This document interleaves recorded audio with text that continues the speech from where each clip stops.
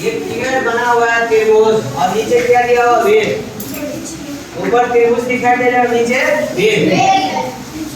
और ये आपको गणित में दिखाई देगा बीच में चैप्टर में 7 8 क्लास में 6 में भी।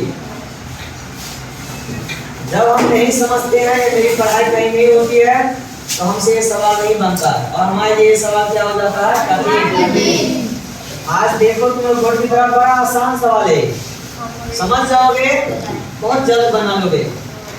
ये त्रिभुज है और हम लोग पढ़ चुके हैं त्रिभुज में तीनों भुजा और तीनों कोणों का योगफल 180 होता है। त्रिभुज में तीनों कोणों का योगफल कितना होता है? 180 डिग्री होता है। अब यहाँ है a कोण का मान क्या है? x डिग्री, b कोण का मान है 3x डिग्री और c का है 2x। तीनों को जोड़ के हम क्या लिखेंगे? 180। अब यहाँ पे देखो तुम लोग 3 2 5 ये कितना हो गया? 6x। कितना x हो गया? अब यहाँ हम लिख सकते हैं 6x बराबर 180। तो 6 से काटेंगे 180 को तो 30 होगा। तो x का मान कितना होगा?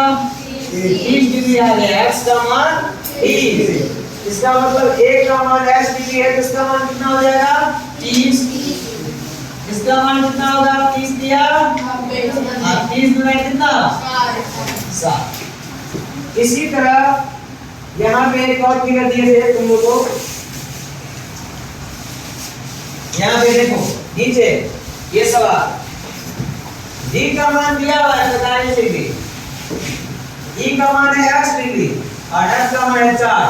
तीनों को जोड़ के कितना लिखेंगे? 180। तो देखो यहाँ पे कोण d कोण e जोड़ f, कोण f को बराबर लिखेंगे कितना?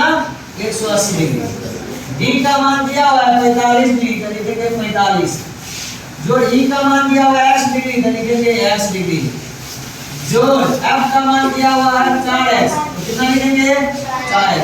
अब बराबर कितना लिखेंगे? 180 डिग्री। अब देखो 45 जोड़ 4x x कितना आ जाएगा? 5x बराबर कितना लिखेंगे? 180।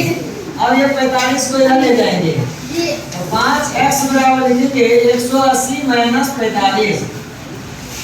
10 में से 5 गया 5, 7 में से 4 गया तो 3 135।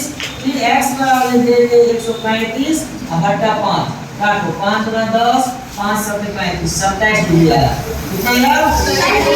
अब ये 27 आया तो x का मान हो जाएगा 27। तो d का मान कितना डिग्री हो जाएगा? यहाँ पे 27 डिग्री और f का मान है 4x लिखेंगे 4 गुना 27। 4 गुना 27।